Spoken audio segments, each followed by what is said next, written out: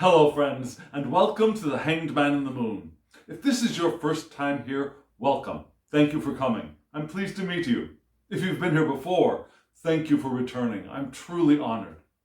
Friends, if you are a returning visitor, you surely know that this is my series in which I use tarot and oracle cards to explore topics related to living the intentional life. And this week's general topic is privilege. Now, privilege is a very hot topic in society, especially in these days, right? We point to people who look like me and say, check your privilege. And there are so many valid and important reasons for us to be doing that. Yeah, particularly people like me, white, cis, male humans, have a lot of privilege in society all over the world. And most of us, white, male, cis humans, don't really know how privileged we are and the effect that that has in our interactions with other people and as we live our lives and the expectations that we have and the benefits that we reap. However, I would also like to ask you to reflect on your privilege. How privileged are you?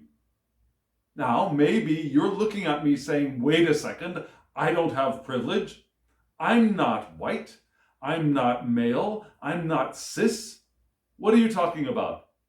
Well, friends, yes. As far as pecking order goes, the ones burdened with the most privilege are the generally white male, cis male people. Especially straight, white, male, cis people.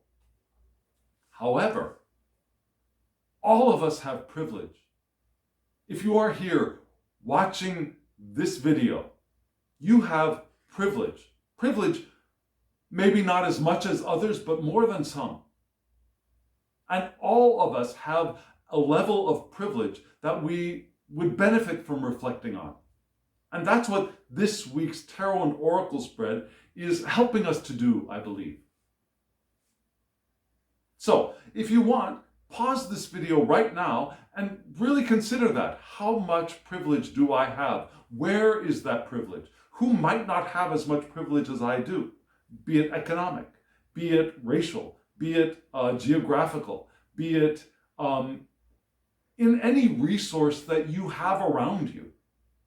Now, there are some of us in this world who do not have phones to watch videos on. There are those of us in this world who do not have food to put in our bellies. There are those of us in this world who do not have the safety to even sit in one place for a long time making noise because they need to be hiding from some kind of danger. We have some privileges that we probably aren't even considering. So, if you want, take a moment and consider, where is your privilege? Because we all have it. And then come back and I will show you the spread for this week. Here we go.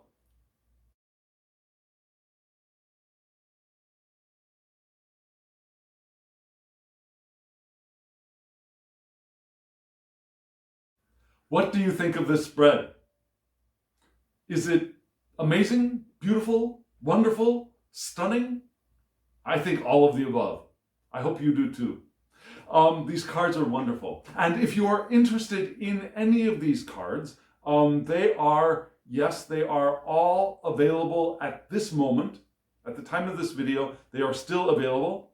And I will have a short clip at the end of this video that will tell you the names of the decks and the names of the creators. And also in the description box below, there will be links for you to go and check out the decks and perhaps purchase one or all of them if you are so inclined and have the privilege to do so.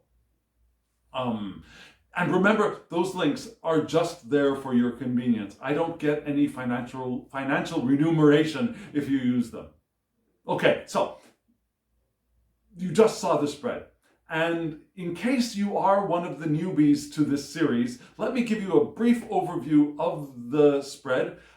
Just so you know, this spread is explained in my series called Spreads, Spreads, and More Spreads. Yeah, this is the Ace of Pentacles spread. So if you want a detailed look into this spread itself, not the way it's laid out here, but just how this spread works, go check out that video. But today's spread, in the form of the Pentacle spread, there were 4 cards in the center, which give us the main message, and they're from one particular tarot deck. And then there were 3 cards above. Those give us the air, our thoughts, our perceptions, the things that we are considering and looking at. And there were 3 cards from another deck, that tarot deck, that responded to that element.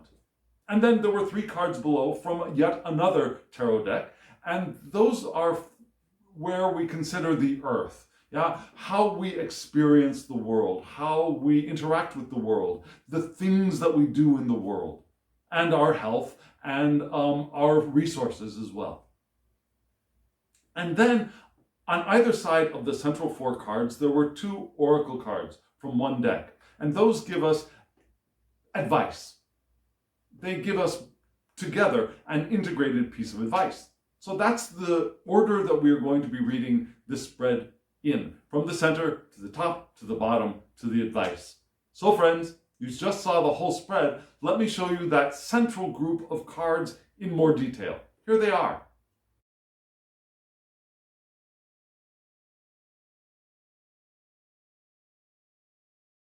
You just saw those 4 cards. And going from upper right, moving in a clockwise fashion, we had the 10 of Wands reversed, then the 2 of Swords also reversed, then below the 2 of Swords, we had the Page of Cups upright, and then next to the Page of Cups, we had the 4 of Discs. Now, you'll notice that that's a nice mix, right? We had Wands, Swords, Cups, and Discs. Very good mix. One of them is a court card. Also nice to have a court card show up. And I think that court card is us in the world. But instead of starting with the court card or starting from the upper right, I think we want to start with the lower left and go counterclockwise. Read this spread in the reverse of how it was laid out. And there's a reason for that. To me, it looks like that 4 of Discs upright is the situation. It's the background story. It's where we are moving from, and it gives us a place to begin. So we see where we are, then we see who we are, then we might see what we want to consider, and then we will get a realization of a possibility in the 10 of Wands reversed. Now, when I first saw that 10 of Wands reversed, I was a little bit taken aback because, of course, I thought it was going to be really, really bad, and it's not really that bad. Yeah, it's not a bad card. None of the cards are bad.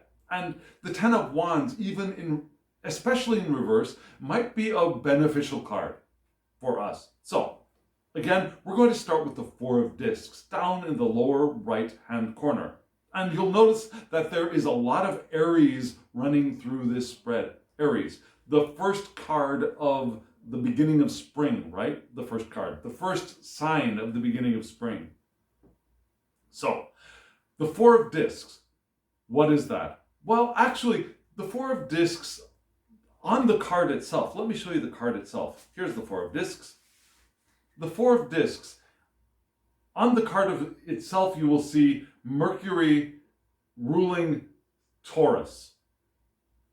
Now, Mercury in Taurus is not exactly the perfect fit. Now, Mercury prefers being in Gemini, the next sign over. That's his normal, that's his or her or their normal domicile. But here, Mercury is in Taurus. And it's not a bad thing. It's a little bit awkward, maybe. But it's also Venus in Aries. Now, Venus in Aries, we'll also see another Venus in Aries in the 2 of Swords, reversed. Venus in Aries is Venus in the home of her partner Mars.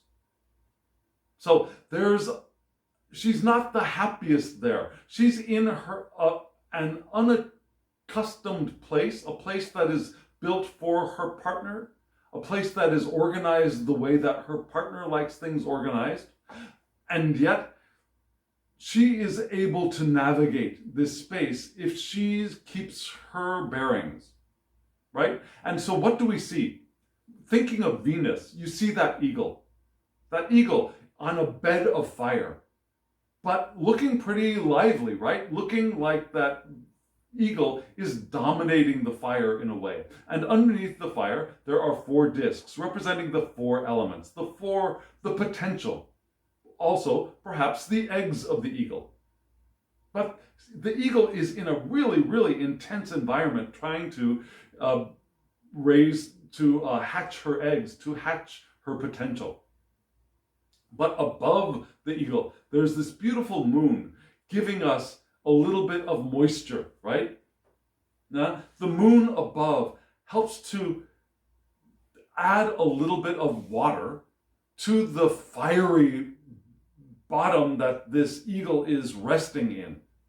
So we've got this very, very interesting card with birds all around, but this really powerful empress eagle, right? The eagle is a symbol of the empress, the creatrix, the creator, the female creator of the tarot. So what does this all mean? Well, the eagle is a sign of imperial royalty, of power, of privilege. Yeah, this eagle's children, babies, hatchlings, are going to be also very privileged. They belong to a privileged group with definite benefits and also exaggerated expectations. If you have privilege, a lot of the time, your people, your tribe, whatever that tribe may be it wealthy white people or people of other colors, but also with their own privilege, there will be expectations for the children that to match the level of that privilege or to excel. So there are benefits, but there are also expectations for outcomes, for what will happen. And maybe those are good outcomes, maybe those are not so good outcomes. Maybe the expectation is that you will end up in jail. That could be an expectation, but that's also a burden. That all expectations of our people, our parents, our group, our friends, our extended family, whether they are what we consider either beneficial or detrimental, they are still a burden. Do you know what I mean? Whether they expect you to go to, for example, Harvard, one of the top universities in the world, or they expect you to land in jail by the time you're 18, that expectation is a burden for you. It restricts your possibilities. It makes things difficult for you. Do you understand that? Does that make sense? So those expectations about outcomes can destroy your self-esteem. And you're saying, how could that destroy the self-esteem of somebody who's expecting to go to Harvard? Well, perhaps that person may not actually be Harvard material, may not be interested in Harvard. That person may be interested in becoming an artist all on their own, not by going to this famous, expensive art school that their parents may not even want to pay for. Or maybe that person doesn't want to do that. Maybe that person decides they want to grow things, to farm. It's possible. And that restriction of expectation going to Harvard can break their self-esteem because they feel like I'm not living up to the expectations of my parents, of my friends, of my family, of whoever. Whoever that privileged group is, whatever level of privilege we're talking about. Remember, we're not only talking about the privilege of the white, male, cis, straight folks. Again, we all have our own level of privilege, but it's still privilege. And we'll get into that comparing between each other later on, much later on in this spread. But this is not what we want to do here. We're not here to compare who's more privileged than me. We want to check our own privilege, where it is, and and both the benefits and the burdens of that. Yeah?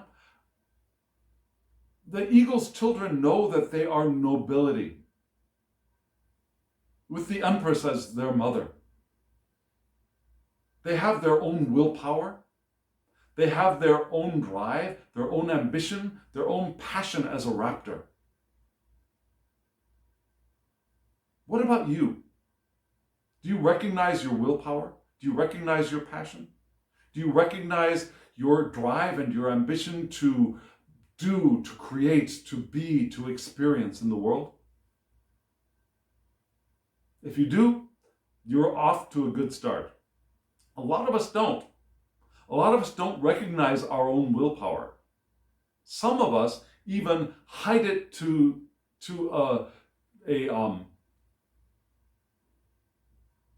an extreme, to a violent extreme within ourselves, and take on what we consider to be the opposite role of victim. Covering, hiding our actual willpower because we don't want to recognize how sometimes we become manipulative as victims. We try to get things as victims. We try to get other people to do for us as victims, which is another passive-aggressive way of using our willpower as victim. When we were innately born with all of that power as the raptor that we were. You know what raptor is, right? Eagles are raptors, vultures are raptors, condors are raptors. That's a kind of bird. So we are all children of raptors, and we want to recognize all of that power that we have within us as raptors. Being eternal spirit, having these human experiences, of course. So, we've gotten a large gift, a large inheritance. We want to recognize that. Not comparing my inheritance to yours, or yours to that person, or yours to that president of that country. But we all have our own inheritance and our own benefit as well as burden that comes from that. And we want to recognize both of those. Why? Because yes, we are raptors, whether we recognize that we are or not. We have the willpower, we have the ambition, we have the desire to create, we have the passion to be and do and live in the world. And maybe some of us are repressing that, are using a lot of our energy to repress that in what we would call our shadow, or our pre-conscious, or our animus even, in Jungian psychological constructs. So we have that, whether we recognize it or not, whether we express it or not. And that is part of our power. That's part of our inheritance. And that inheritance is both a benefit and a burden to us. So what do? Well, the spread today is suggesting that we do this. We do the Page of Cups. We be the Page of Cups. We become, or we manifest ourselves as the Page of Cups. Why? Well, the Page of Cups, who is this? This is the page of the summer solstice. All of the pages in this deck are equinox solstice pages, and they serve the queens of their courts. So the Page of Cups serves the Queen of Cups, and does the Queen of Cups work in the world. And this is a beautiful image, right? We see this figure, not a young figure. It's nice having pages who are not young in the sense of numbers of years in bodies, but rather maybe young in spirit, young in experience, young in vibrance and naivete. But although this page is not naive by any means, this is the page of sensitivity.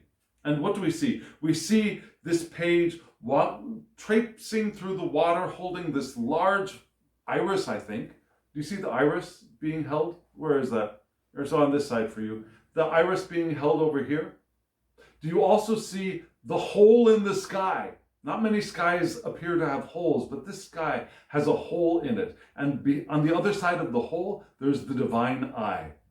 The eye of God, the eye of Allah, the eye of Brahman, the eye of the Great Mother, the eye of the Great Spirit, whatever you want to call the divine consciousness that is creating this physical universe, within which we have all sprung. That eye is there.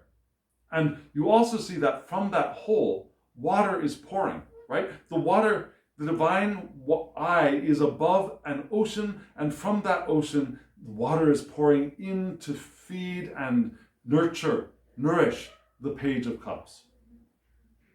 We've got these two beautiful moons on either side of the page, and the sun is rising behind the page's head, giving the page a halo, making the page look very, very holy. With okay, let's not go there. Not important right now. So, beautiful page. Love the beard, love the curly hair, love the age of this youthful in spirit page.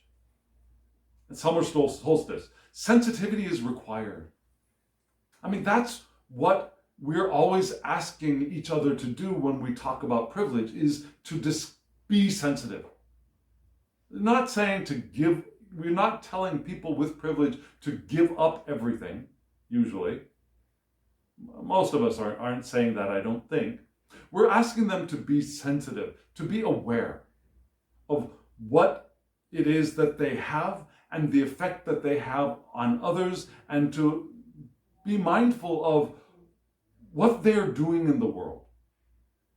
But this page goes beyond that. Sensitivity is required for this page to be of service to the queen, right? The queen is the one who has control of the realm. There's also a king, yes, but the queen has control of the realm. So this page wants sensitivity to be of service to the queen and the realm as well, because the page is the intermediary between the queen and the folk, the people, the yous and me's of the world. So we want to have the sensitivity to serve the purity and the power of our suit, the water, emotions, intuition, all of that, mysticism, and be sensitive to those around us as well, which is exactly the attitude we want to have when we recognize our privilege.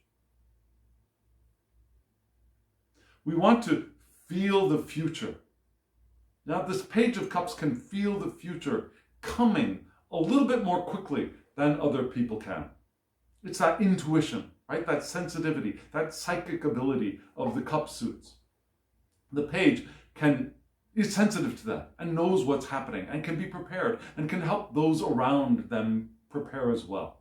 Can give information, can bolster up, can help those around them rise. The page can help those around the page rise. Like as the water level rises, instead of people sinking in the water, the page can help them rise. That's the metaphor I was aiming at, if it was understandable. Also, the page is what? The page is the page of indoor skills. Yeah, the pages of cups is not the page of battle, like the Page of Swords, or of passion and creativity and charisma, like the Page of Wands, or the doing of stuff and money and resources, like the Page of Discs. The Page of Cups is the page of indoor skills. What are indoor skills? Well, things like healing, cooking, interior design, decoration, decor, performing arts, telling stories, singing songs. All of those things that other pages might look down upon and think of as being unbefitting a page, but still this page has all of those indoor skills and is a benefit to the people that they live with. They can soothe, they can entertain, and they can teach in order to lead people, to get people to move away from things that are hurting themselves or others, and to elicit their cooperation in manifesting in the world. The page can do that, not by teaching, not by scolding, not by reprimanding, not by standing out in front and saying, "Follow me," but by entertaining and soothing people into cooperation, and also teaching from an emotional base. And this page is observant, very deeply observant of other people's motives and character, what they need, what they want, for both good and ill. Now, they can tell who isn't quite right and can inform the queen or the people around them to steer clear of this person or those people, or can sense what this person's motives and character is for the benefit of that person and others, and this page is able to help, to support that other person as well. In what ways? Well, cooking for them, telling them stories to relieve their burdens, playing music, giving compliments, emotionally supporting them, with poetry, with their mysticism. This page is mystic, just as you are, just as I am. We are all mystic, and the Page of Cups is our expression of our mysticism and our foreknowledge, and being emotionally open to those around us. Because the more open to them that we are, when we recognize that they are safe, remember that when we are inhabiting our Page of Cups nest, we can sense who we are able to open up to. And so when we do have someone that we can open up to, we open. We can feel safe. We can feel secure in our opening and know the power of opening to others. Because as we open to others, we can elicit their opening and the cooperation that we would benefit from them.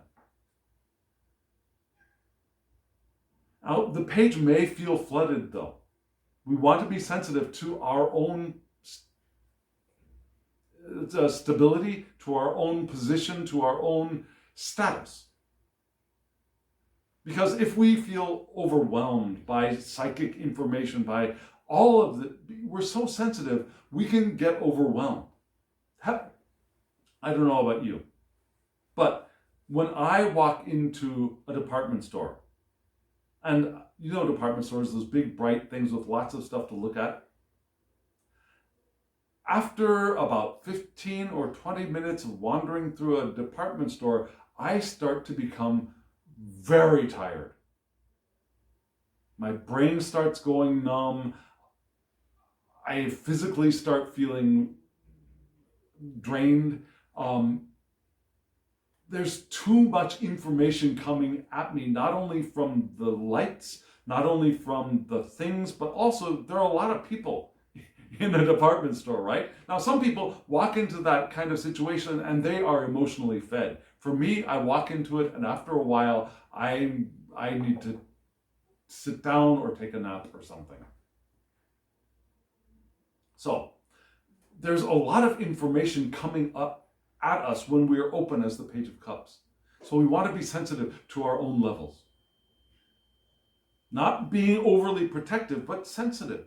so that we know when it's time for us to back off and do a little bit of self-care, whatever that is. Take a nap, have a quiet cup of coffee or tea somewhere in a corner without too much stimulation. Have you ever felt overwhelmed by input? Yeah? There are ways to extract ourselves and find quiet space for recharging, for breathing. Because if we start closing down, we start to cut ourselves, to reduce the access we have to the power of intention, to our powerful current of intention. That is our true power in these lives that we are living. So, we want to be sensitive because we have privilege. And the more sensitive we are as privileged people, recognizing the privilege and the both benefit and burden of that privilege, we can better navigate our environments, and we can better interact with people around us, and we can better be of benefit to others as well as to ourselves, and our families and our people. That doesn't mean that we all have to come inside and become interior designers. That's not what we're saying. We're saying that we want to have that sensitivity and be able to, instead of coercing and forcing people to do what would help us and to work with us, we want to soothe them into working with us, to entertain them into working with us, to use our water skills, to open ourselves to them and them to so that they open to us, and we naturally flow in cooperative co-creation. And so the next card is the Two of Swords reversed, right? This is the card reversed. This is the card upright. The Two of Swords. Upright, we have Saturn in Libra, which is kind of harsh, but we can navigate that. Now, sometimes the justice of Libra is a little bit harsh. Sometimes that requirement for equality and balance and justice can be a little bit harsh. Am I showing this to you upright? Or yes, this is upright. Okay, so upright, we have the green sphere at the top, we have the purple sphere at the bottom, we have a shaded arm on the right, we have a lit up arm on the left. Yes, we have a dark arm on the right, the lit up arm on the left. To me, it looks like a white arm and a black arm, but the creator of this deck explains that the premise for this is not a white arm and a black arm, but rather an arm in light and an arm in shadow. And then when we get this reversed, what we basically got a very similar image, just some color shifting, right? And in reverse, this is again Venus in Aries again. Yeah, the Four of Discs upright was Venus in Aries. The Two of Swords reversed is Venus in Aries. But here we've got a different idea because this is a sword suit, not a material wealth suit. So in its upright form, we're reminded to go for a win-win decision, to make sure that as we act in the world, those who we are acting with are also benefited by it. In reverse, we're especially asked to pay very careful attention to listening, which is one of the skills of the Page of Cups, right? We want to really listen, slow down, and listen carefully, and understand what the other's point of view is. Now, the Page of Cups is understanding the other's emotional state and what their motivations are and their character is. This one is, in this card, we're also asked to pay attention to what the other people are thinking, what they are, the way they are viewing the world, the way they are viewing us. How do they view us in our level and quality of privilege? That's an important thing for us to know as we interact with others. And we can also see, as we are listening with deep sensitivity, the potential resistance that is there, the resistance that has not been taken into account before. Things that might be standing in our way from achieving a win-win decision, from achieving a win-win experience of the world. This doesn't have to be winner-loser. This doesn't have to be dominator-victim. We can live lives of everyone winning. We really, really can. And perhaps this card in reverse is telling us that we may not have thought out where we are going, what we are doing, and the consequences of what we are doing very carefully.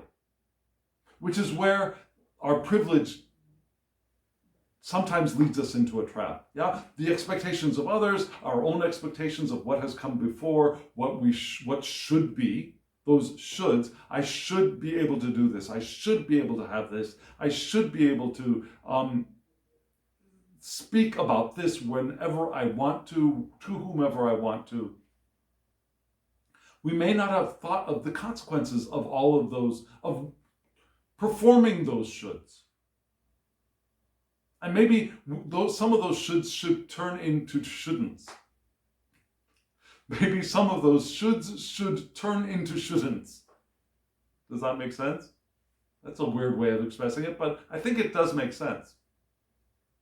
It's essential for us to keep lines of communication open, is the base idea of this. Keep lines of communication open even when there are disagreements. And those disagreements are probably there because we haven't really thought out the consequences of what we have started to do, or what we have started to say, or what we have started to create, or what we have started to try and grab because we think it's ours. Or push away because we think it's not ours. So, this card is reminding us from the position of our privilege to listen very carefully, to think very clearly, slowly, not rush into things, not rush ahead, not try and solve it, but be open to listening.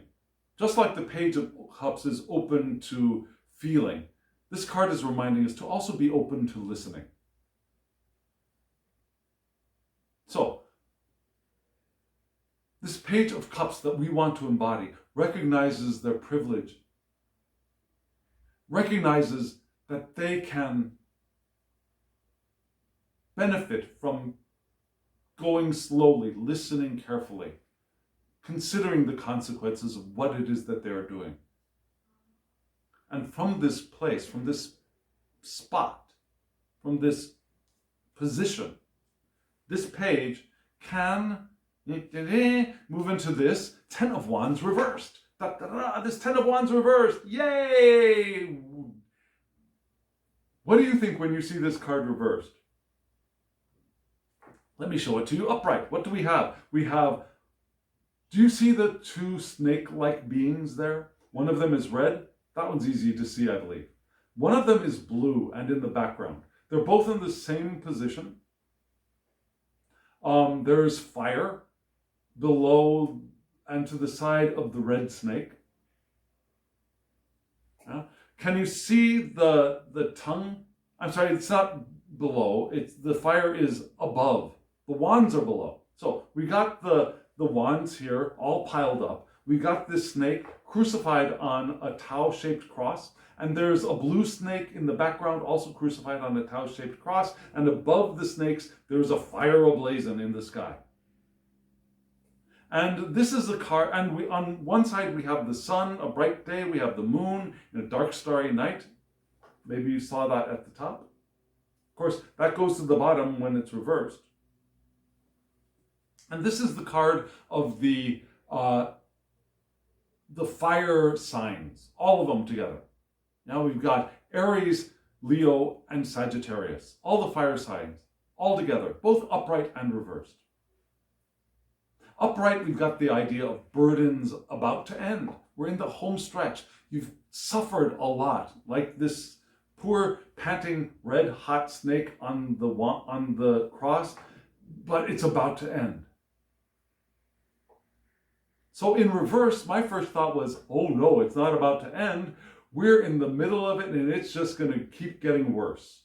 But that's, thank God, not the meaning or the idea behind this card as it has been drawn in reverse.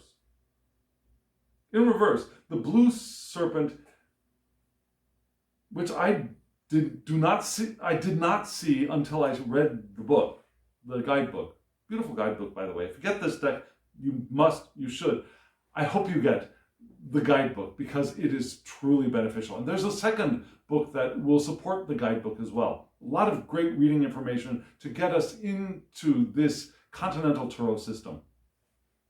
So, yes, the blue serpent here is not just a blue serpent, like one is fire, one is water, which is kind of what I thought, actually. This blue serpent is a fossil, like a dead thing, like the dead corpse of something. And you're thinking, why is that a good thing? Why does that make things better? Because as it is a fossil, as it is the preserved shape of the body that has long been evacuated, that has long been left behind by spirit, it's still preserving the shape and attitude of its final sacrifice. Think of Pompeii. Have you ever seen pictures of the remains of the people who were at Pompeii when Vesuvius erupted 2,000 years ago? Now, their bodies and the positions they were in are still are maintained. They are left behind in concretized ash.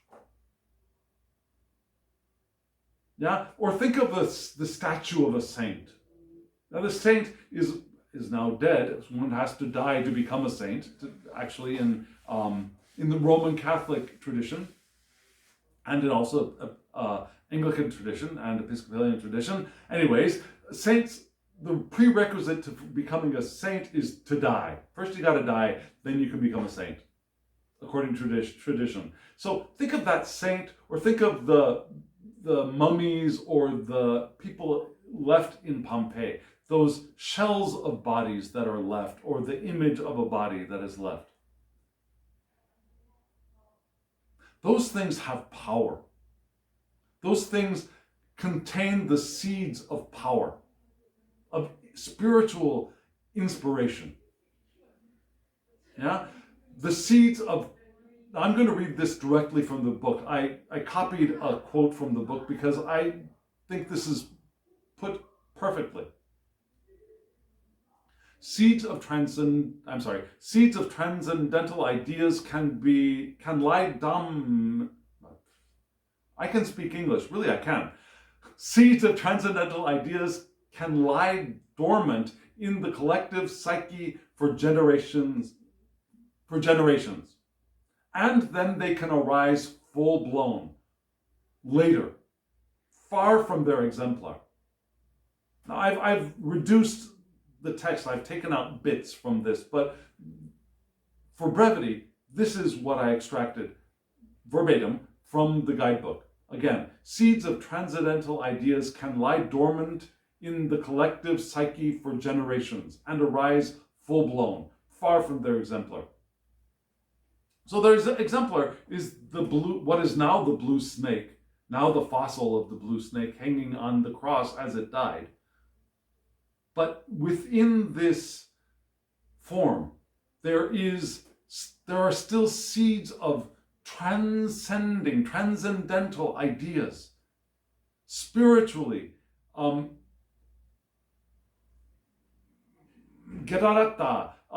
spiritually awakening, spiritually enlightening ideas that arise from our collective unconscious at the spark of and from the seed of this fossilized corpse. Does that make sense? So, for example, just an example. So you go to a church, you see either a statue of a saint or you see the remains of a saint. Sometimes there are remains of a saint clearly visible in glass even. So we take a look at that saint. I don't know if you've ever done anything like this, but you take a look at that saint, and in our collective unconscious as a species, there are seeds of transcendental ideas, thoughts,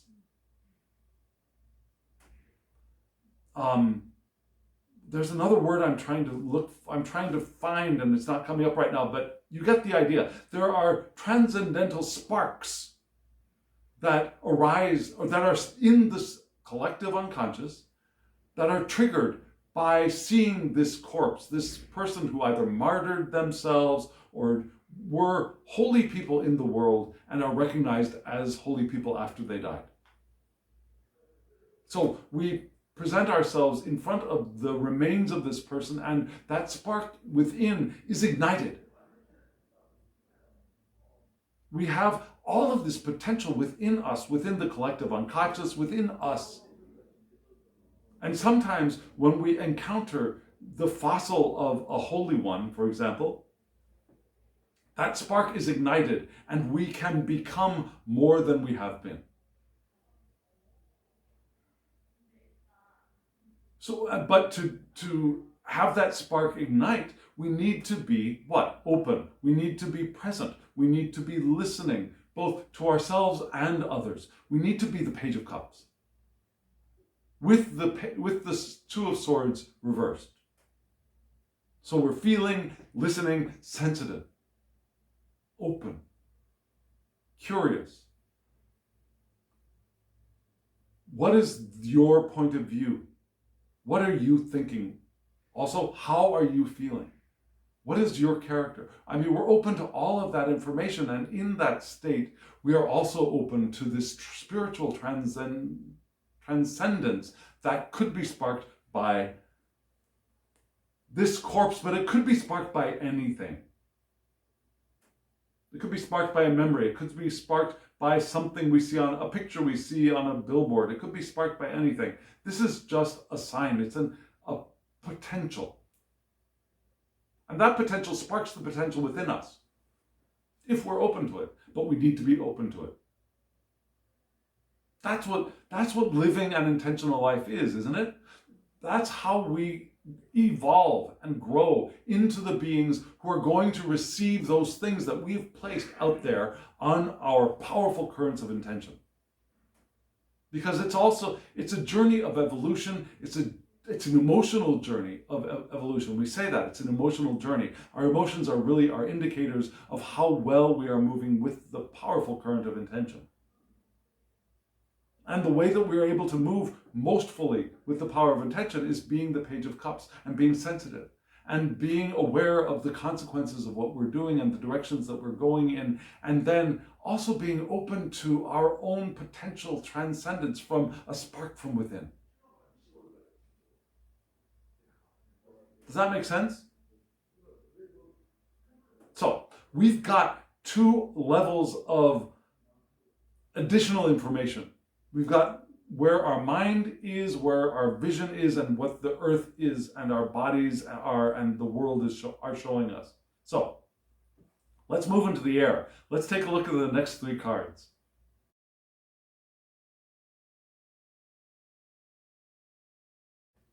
Welcome to the air. In the air section of this spread, we had three cards in a row. The Two of Wands, the Three of Pentacles, and the Six of Swords. And I don't know if we'll get to that in just a moment. So we're going to read these cards from left to right. That seems to be the best way, I believe, because especially there are no figures pointing us in one direction or the other. That's the direction the cards were laid, so that's the way we're going to go. And we're going to start with the Two of Wands. Here's the Two of Wands. You see there are two wands, one light and one dark, reminiscent to me of those two arms in the Two of Swords from the previous deck. Now the one arm of light, one arm of dark, one arm of which is holding the sword, which points in the direction of the mother pillar, which is the pillar of severity, and there is the other arm holding the sword pointing down, the father pillar, the pillar of mercy. The mercy coming down, the severity going up from the Tree of Life. So these two wands, also we have the one light and one dark, also reminiscent of the pillars from like the the High Priestess in Pamela Coleman Smith's art, right? Also, the Hierophant has the columns, sometimes one light, one dark. So we've got these two, and you'll notice that the dark wand is in a light sky and the light wand is in a dark sky. So we've got this yin-yang, yang in Korean, kind of symbolism generally visible through this card. So what are the Two of Wands? The Two of Wands are future planning. You'll notice that in this card there are no sparks. In the Three of Wands, with the third wand, the little sparks start to appear. There are no sparks here yet. So this is planning for the future. Making decisions, but not the decisions of the Two of Swords, making decisions about directions for where to move our passions. Discovery, feeling around for possibilities. Aspiration, where do we want to go? So the Two of Wands, you'll recall from Pamela Coleman Smith's art, there's this male presenting figure high on a castle with two wands. This figure is holding one wand in one arm and a globe in the other, and looking out over the ocean and trying to figure out, where do I want to go next? Right? Not so much the Two of Swords deciding, but where do I want to go next? Where's my inspiration leading me? That's what this is all about. And we haven't started doing anything yet. There are no sparks, there's no fire yet, but we're feeling it out. Feeling out our future course of actions in the world. And then right next to it, we had the Three of Pentacles. Now, did you notice that this was actually called the Three of Pentacles? Let me show it to you close up. Do you see that? The Three of Pentacles. And that's the reason why I love this deck. I love this deck since the first time I saw it, and I've got a second copy of it because of this. Because I love this card, the Three of Pentacles. And I love the Three of Pentacles, yes, Pentacles, I know, but the Three of Pentacles because of the misspelling. And I also love the image. If you don't know, I've got a little bit of dyslexia going on here. So somebody had to point out that this was not spelled correctly to me. Yeah. Now I see it, because I memorized it, but before I memorized that this card,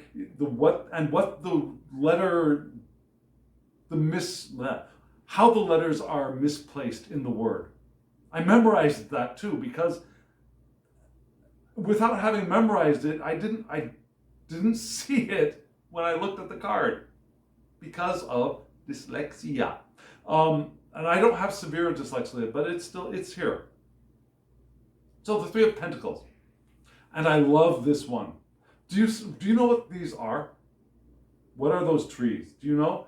They are aspens. And aspens are a peculiar kind of tree. They are a tree of ultimate, not only colony, but of cloning. Yeah, they don't produce seeds that drop and grow a new tree. What happens? The mother tree, that's what they call it, the mother tree, will their mother tree's roots go out, and some of those roots grow up close to the surface, and from those roots a new sprout will spring, and that sprout will grow into a new tree. Well, each of those sprouts will grow into, hopefully, a new tree. And then those will spread out, and from their roots, other new trees will grow. So it's like one chain of one tree, and eventually the mother tree will die after a few generations, but all of those trees are still interconnected because they were never separate. They were always one thing. They're one community, and parts of the community die off and new ones are created, like generations of a family. But even more directly, because it would be like if we never cut the umbilical cord when we grew up as babies. So we were still connected to our mothers through the umbilical cord as we live our lives. And then we have children, and those umbilical cords were connected to, without any fathers. This would all be a female society where there were people popping out of vaginas and staying connected to their mamas. And then they will pop out children from their vaginas and there will be new people connected back to the, yeah? So it's like this immense clone of one being in many different representations. So this is really the ultimate of teamwork and collaboration, right? This is one being expressing itself in different forms, which is like the oneness of this universe, right? The divine one was all there was until the divine one split and split and split and created, and then finally there was this physical universe.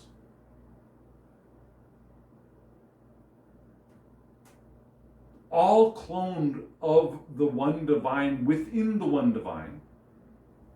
Never a separation, never separated. Like these trees are never separated. They were never cut. They're all one. That is the ultimate collaboration. That is the ultimate teamwork. That's the ultimate being and working together in the world. And you'll notice that there are the three pentacles beneath the trees, and the trees are caring for and tending those three pentacles together.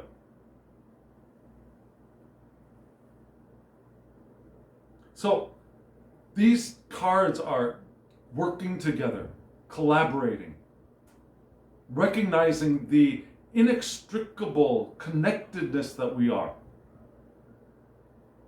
as we also plan and discover the direction that we want to go in. And then we also want to keep in mind the Six of Swords. Now, this Six of Swords is very different from Pamela Coleman Smith's art in the Smith-Waite deck, where we have a ferryman, usually, a ferryman with two figures, one adult and one child, and six swords in a boat going from rough waters into smoother waters and the distant sunlight. We don't have a boat here. We don't have people moving. But we do have the sunlight in the distance. Can you see that? And in the art of Pamela Coleman Smith, I often think of, we leave stuff behind, but we still carry some ideas forward. We still carry those six swords, which could be a benefit for us, forward with us as we move into smoother waters, as we move towards the light.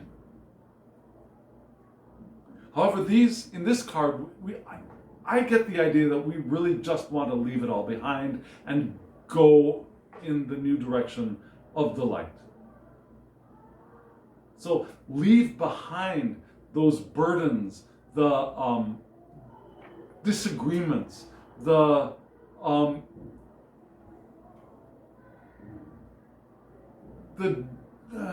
inability to work together. We want to leave that completely behind as we move together into the future, as the Page of Cups. Now we want to leave not behind the privilege, but leave behind the burdens of our privilege. Leave behind the expectations that we have around our privilege and that other people have for us around our privilege.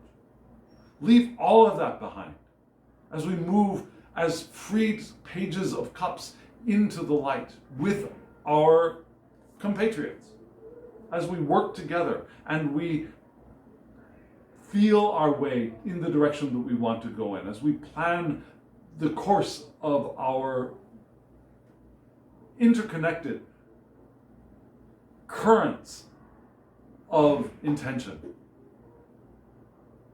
Now, doesn't that make sense? And it's interesting that this area, this 3-card section in the air, is very similar to the 3-card section below in the earth. Now we're going to have 2 cards which give us a way of operating or a way of thinking or a way of placing our attention, and then one little bit of a be careful of this, or we want to let something go. And here, the thing we want to let go of are the 6 swords stuck in the ice. That stuckness that sometimes comes with privilege. Right?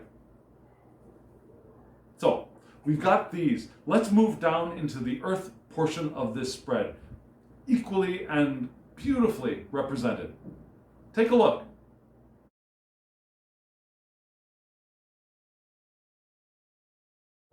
These cards are also beautiful, and you'll notice that there aren't many people in these cards, really, right?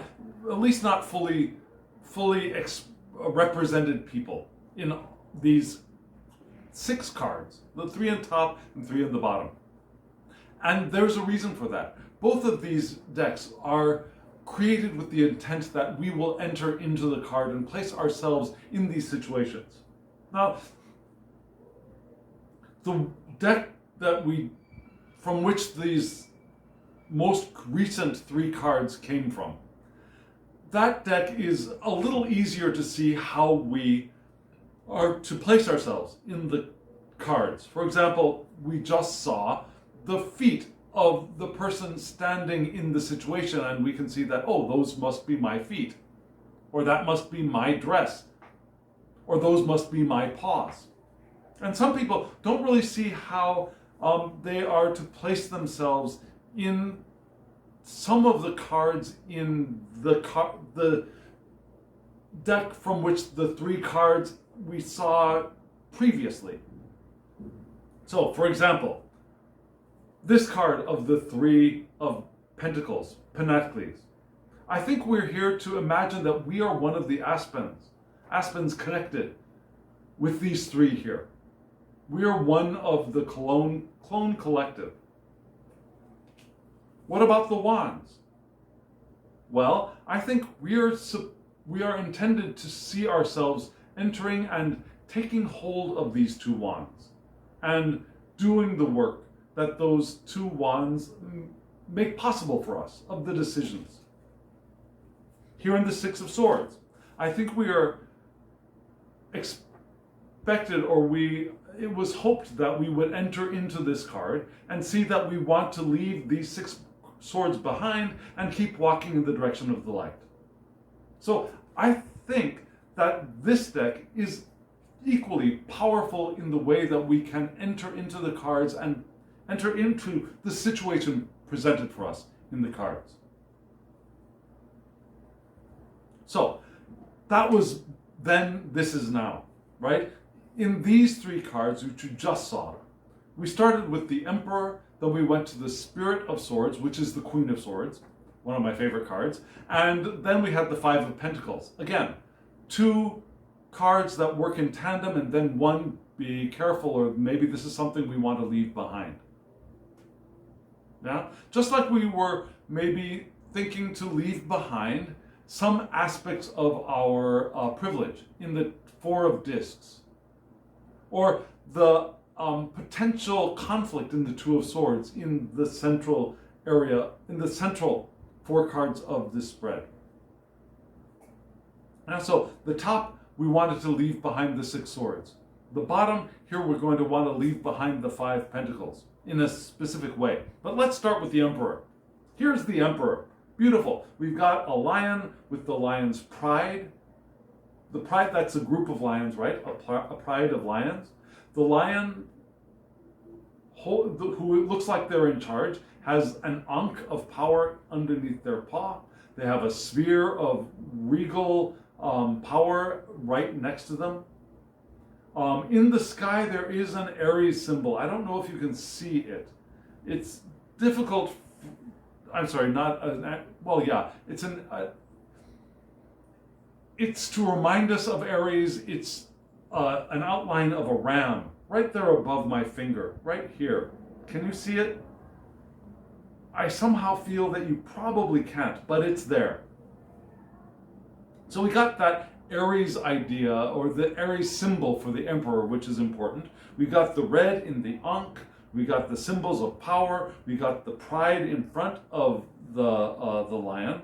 We've also got another creature in the background, but so who is the emperor here?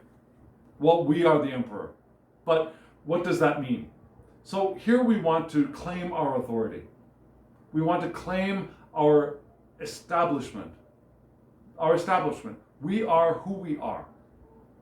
We create structure. We have authority in our universe, in our world, with our privilege. Now again, the emperor could possibly be the most privileged in the deck. So we want to be careful of how we use our authority, whether we're using it over others or for others. But still we can use our authority, right? We don't want to pretend like we don't have any when we have it. That won't help anybody.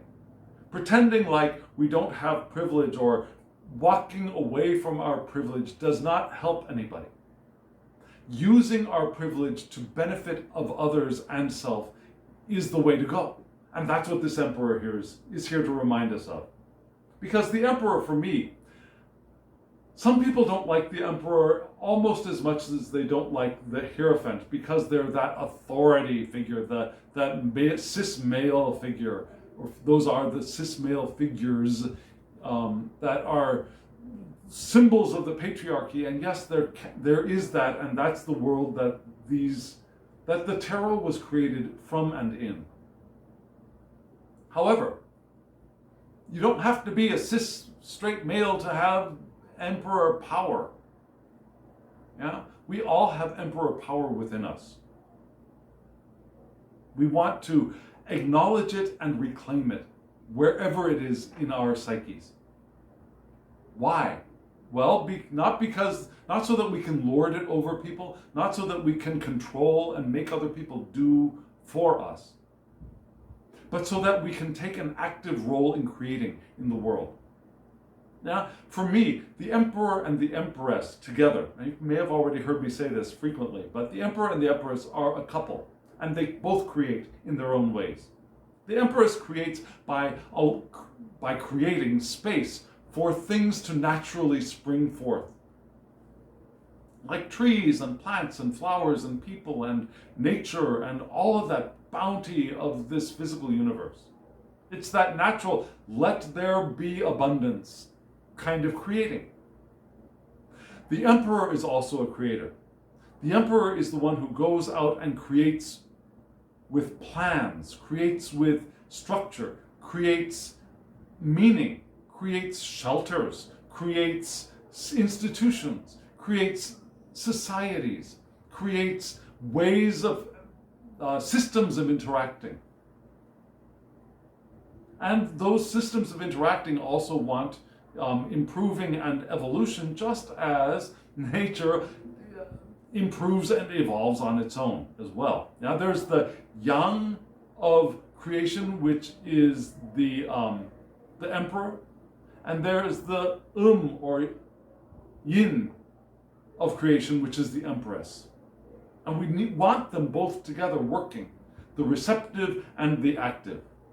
And the emperor is here to remind us of being the active ones in creating, in making, in doing in the world. And here, as the partner of the emperor, we have the Queen of Swords. And I love this card. Now, in Pamela Coleman Smith's art, what do we have? We got a queen sitting in a large throne in profile, with the sword being held in one hand, and there are birds, there are clouds. Some people see this queen as the widow. I don't necessarily see this queen as a widow. But this is a queen of independent thought, unbiased judgment, clarity, visual mental clarity, being able to cut through the clouds with that beautifully raised, powerfully controlled sword. Direct communication. Swords are communicative. The suit. Astute, smart. They got learning. Yeah? And they're also witty. The Queen of Swords is witty. The Queen can be harsh. She'll lop your head off with that sword if you deserve it. But they're independent, unbiased, clear, pure judgment, unclouded thought, clever, witty. And here in this card, we also have this queen. We see the white billowing dress over the knee of the queen, looking over a cliff with clouds below, so she can see through the clouds. She's above the clouds, and she can see through the clouds, through the confusion, being above the confusion, and the bluebirds of hope flying beneath. So this is a much more uplifted and uplifting Queen of Swords to me. And we are here as the Queen of Swords, just as we are the Emperor. And having these two elements working together is a powerful combination of fire and sword, ice, of the Queen's water. Now, water of air is what the Queen of Swords is, right? I think we all agree on that. So we got water, we got air, we've got fire. And then the next card is Pentacles. It's the Earth suit. So we got a good balance in the 3-card spread. But yeah, that's who we want to be. That's how we want to manifest ourselves. Not what we want to think about, not what we want to look at, but how we want to manifest ourselves in the world, I believe. Why? Because of this. And this is something we want to be able to let move into the past. The 5 of Pentacles. We see this figure with holes in their socks in a snowy winter night, with the light shining through stained glass windows onto the ground. Now in Pamela Coleman Smith's art, we've got something very similar to this, right? We've got the 2 figures trudging outside in the snow past what looks like it's probably a church, but at least it's a building with glowing stained glass windows. And in those stained glass windows, there are the 5 pentacles. And the figures walking through one of them is definitely wounded. One of them looks old. They're in very poor shape. They have very few clothes in a very, very cold, harsh environment. And here we have a similar representation. We've got holes in our socks. We don't have shoes. It is a snowy winter night. And so what is this? It's a card of financial loss, poverty, privation and hardships. Yeah, these poor people without any clothes, privation, hardships. So it could be a physical situation that we want to know that we can move past and move through and beyond as these 2 beings which we can embody. But it's also lack mindset. It's also our feelings of worry and isolation because we feel destitute, because we feel like we don't have the resources that we want, or we feel like we haven't gotten the nourishment and the nurturing that we wanted. We haven't been mothered or fathered well enough. Our inheritance has not been given to us, or when it was given to us, it wasn't enough for us to survive. We just don't feel like we've got a lack mindset. And our lack mindset can create more lack in the world for us. So just as we left that Six of Swords behind as we moved into the light in our perspective, in the air suit, in the air part of the spread, I should say, in the earthy part of the suit, the spread, in our day-to-day lives, we want to be able to leave our lackful mindset behind as we embody our potential and power to create in the world, and our power to see clearly and judge rationally and be and communicate directly and clearly, as indicated in the Two of Swords from the 4 cards in the center of the spread, right? I think this whole thing is very powerful. Now, where have we gotten? We started with our privilege. And we noticed that our privilege has good things and bad things and expectations and burdens. So how do we navigate that? First, we navigate it by embodying our Page of Cups, our sensitive ones. Yeah, being able to be sensitive to who is there in our environment, who we want to perhaps avoid, who might not be beneficial for us, but who we can work with, and opening up with those people and creating the potential for co-creation by opening emotionally to them and being creative, being mystical. And then in the Two of Swords, we want it to be clear. We don't want to rush into things. We want to be aware of what other people's perspectives are, what other people's point of view is, and making sure that we are making decisions that are beneficial for all of us, that rise up, that help lift us all up. And as we are open to that, we will then be open to that Ten of Wands reversed, that inspiration, that spark coming to life from within, inspired by perhaps the past, by our ancestors, by the people who have come before and left traces behind, which are just signs and symbols that spark the fire that lies within and has always lain within. So where do we want our attitude to? What do we want our attitude to be? We want it to be the Two of Wands of planning and feeling our way forward as we recognize that we are co-creating in the Three of Pentacles. And we are interconnected and can never be disconnected. No matter how isolated we feel, we can never be disconnected because we are all one. And so we leave behind those 6 swords that have been such pain for us and have kept us stuck in the ice, and we move forward to the light. And so then here we are at the earth in our physical day-to-day realm, and we recognize that we are the creator of the Emperor, and we have the clarity of the Queen of Swords, and we can leave behind those feelings of lack, of destitution, of worry, of isolation, because they're all false. Right? That's what living an intentional life is.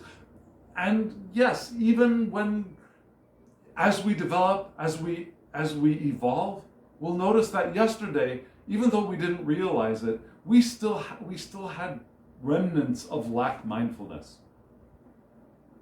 And part of our evolution is a continual letting go of both our 5s of Pentacles and our 6s of Swords. And also other things like the burdens. But today we're looking at those two. So we've got 2 cards for advice, friends. Let's look at the advice. Here they are.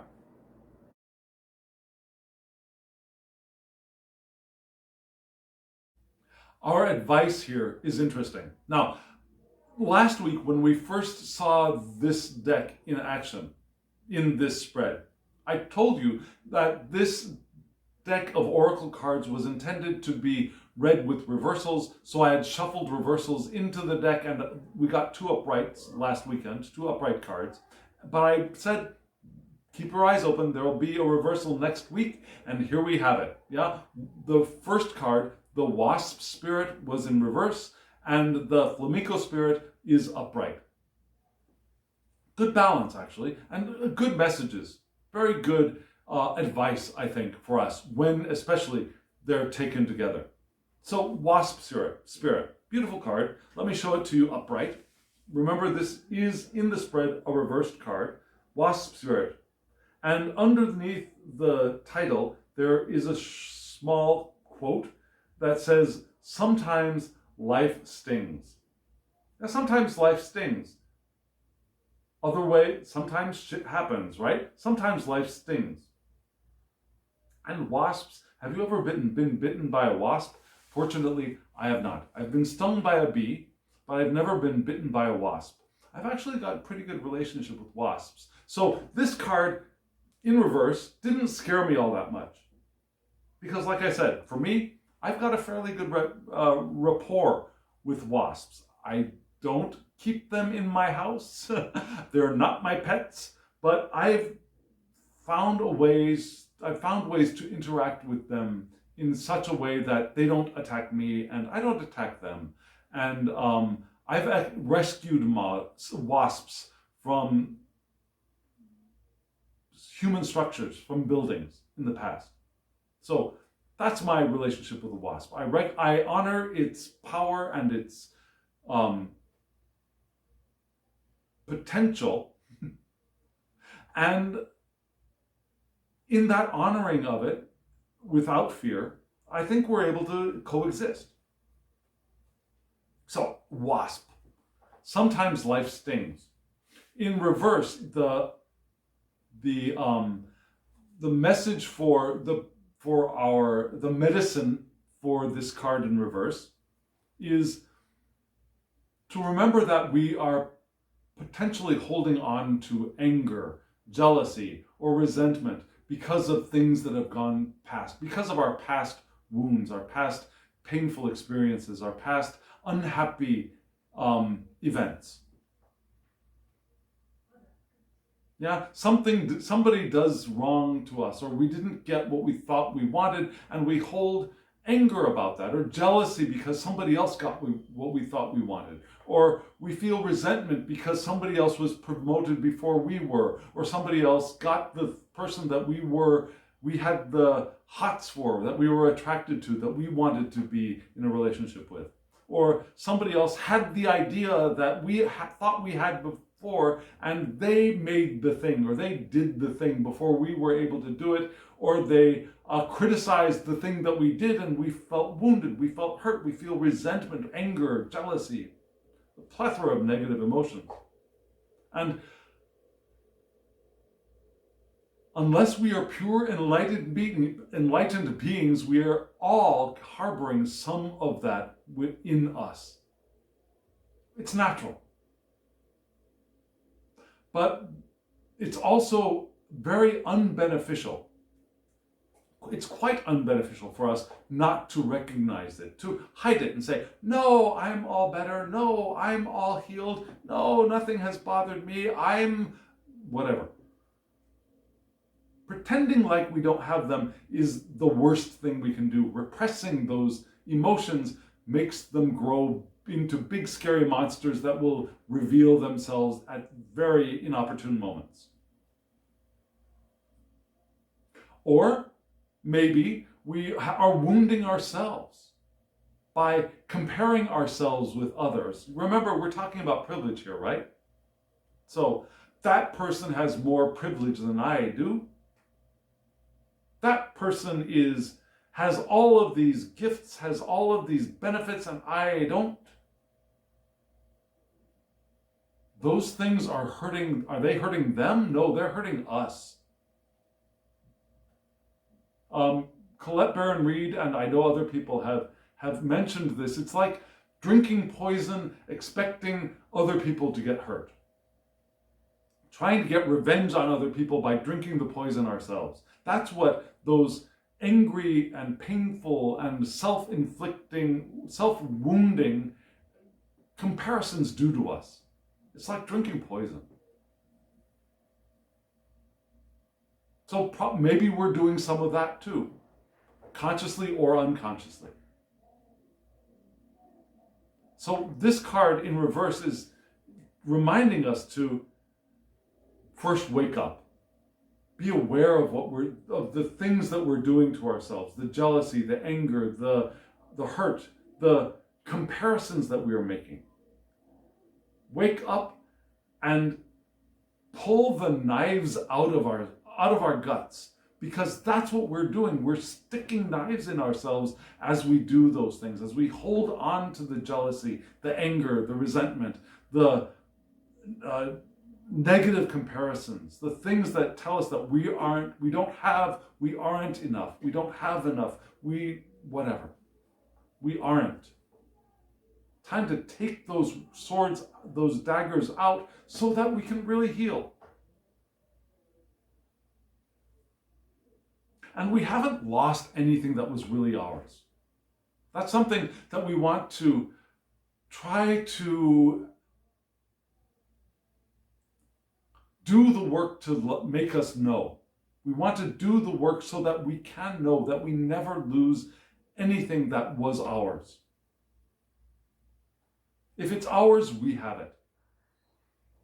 That person that we thought that we lost was not ours. That money that we thought that we lost was not ours. The opportunity that we thought that we were about to have and lost was not ours. We want to recognize that we have not lost what is ours. The opportunities, the relationships, the creative potential, the creative projects, the homes, the families. We haven't lost any of them, those things that were ours. If they're lost, they weren't ours. And we can also recognize that perhaps that disappointment that we felt over that loss, over that feeling of lack or the feeling of having things taken away from us, as we recognize that nothing has been taken away from us, we can also recognize that maybe this feeling is going to lead us in a path that is really going to get us to what is ours. Does that make sense? Can you see how, have you ever had a moment where maybe you've been in a competition to win some kind of an award or to win some prize, and you did not get that prize, you did not win, and felt disappointment. And that disappointment is what spurred you to evolve into somebody who was able to win something else, perhaps, maybe even greater, maybe even better. Something that was actually yours. That you may not have gone for if you had won that lesser thing. Sometimes those events are the instigation for us to grow into the ones who receive what really is ours. Now we'll find our true path from bouncing off of those things that were negative experiences.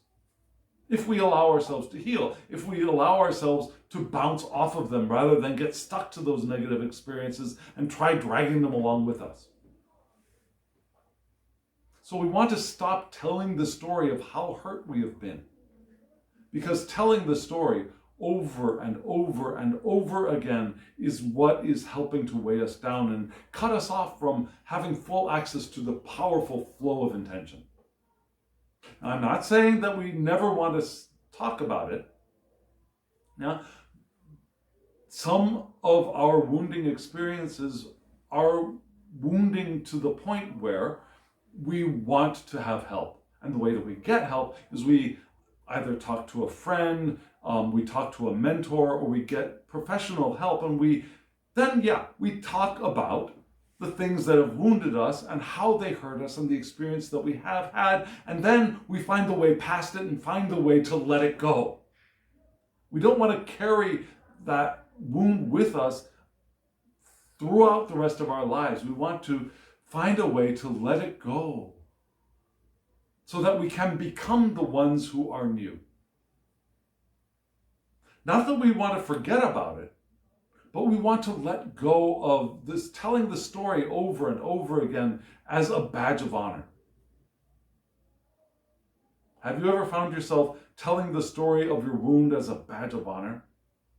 Well, maybe that's not as beneficial for you. Maybe it's not as beneficial for me as either. And sure, sometimes we tell the stories to help educate ourselves and help educate others. That's a horse of a different color. But oftentimes we find ourselves carrying the story of our hurt as proof. Not for education, not for development, not for anybody's benefit, but to say, I am the wounded one. Come help me, heal me, take care of me. And yes, there's a time and a place for that. But then we want to heal. We want to move past it and let it go and move forward and stop telling the story. Does that make sense? And so where do we move to once we've stopped telling the story? Well, we move into this. We move into the flamenco spirit. Beautiful flamenco. What decorations are on the flamenco? The flamenco has this beautiful feather crest at the top of their heads. At the bottom it says, embrace the in-between.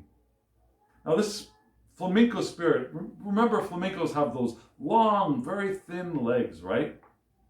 So the flamenco sometimes has only one foot on the ground. And they balance pretty good. They balance pretty well that way. But for flamenco spirit has both of their feet on the ground. One in the past, one in the future. Standing between what was and what is. In the only place that really exists, which is the eternal now, right? The eternal now is the only real time. The past is a memory and of poorly recorded events. The future, that's a fantasy, it's a dream. We have no idea of what the future really is. We can sense what it might be, but it's not real. It's not real. The only thing that is real is the ever-present now, and that's where the flamenco spirit resides, in the here, in the now, in between. And the flamenco spirit faces the uncertainty of the future. Because the future is uncertain. No matter how psychic we think we are and how I know what's happening, we decide that we are able to predict. There's still uncertainty, which is wonderful. It's a beautiful thing of living in this universe of physicality. So we face the uncertainty informed by the past. It helps us learn. It helps us direct our understanding of what is possible, what might be coming up. Planning for the future, we plan for what might happen. And we are fully present where we are in this eternal now.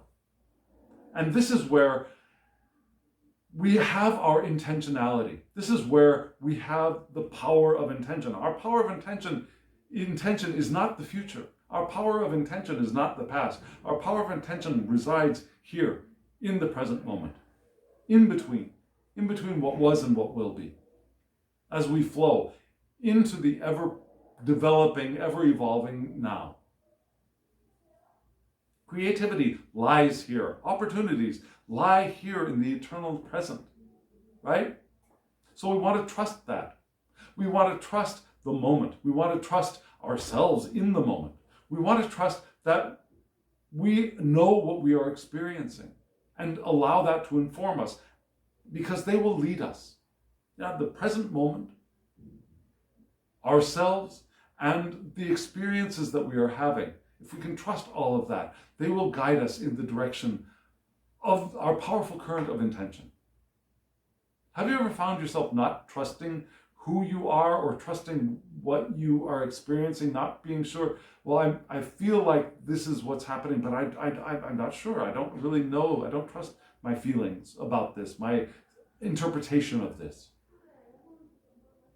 Yeah? I've felt that way many times, but that's not beneficial, right? Nor is imposing our predetermined beliefs about what this means. That doesn't help either. The flamenco is open and trusts the experiences that they are having in the moment, not the experiences that they think that this means, but what really is happening. Like a Buddhist monk, right? Sweeping leaves and shoveling dirt and doing the daily tasks is open to the present moment as much as they possibly can be. That's what we want to be. Yeah? We move away from this wounded past into the present moment, trusting. And that's how we live intentional lives. Recognizing our own privilege and not allowing that privilege to cut us off, to burden us, to weigh us down, but allowing what we have to feed us as we interact with others and we help to feed those around us and we think of how we can be of support to those around us and we're sensitive to their emotions and to their thoughts. And we recognize in the present moment that spark of potential from the unconscious, that spark of inspiration, that spark of spiritual enlightenment and inspiration that can come as we are here trusting ourselves in the in-between. Does that make sense? If it does, hit that thumbs up button. No, please hit the thumbs up button because it helps the channel. It helps draw eyes to the channel. It's very beneficial for me and for us. Subscribe to the channel if you haven't subscribed and hit the alarm bell so that you get notifications of when I upload videos. I do about 3 a week now. I've uploaded one this week. This is the second and there will be one after this using Terre de Marseille or antique Italian decks or Terre de Marseille adjacent decks. So hit the alarm bell so you get notifications and comment below. I would really love to hear from you. What do you think? Do you think I'm full of shit? Let me know. Does this mean anything for you? Let me know. Where do you think your privilege lies? Let me know. Let's talk about it. Where do you think your privilege doesn't lie? That might be just as informative. And if you want a private reading from me, my email address is below. thehangedmaninthemoon@gmail.com is in the description box below. Shoot me an email and we can get you a private reading with me. And friends, now, as always, I wish you love, joy, well-being, and pure awareness. Thank you.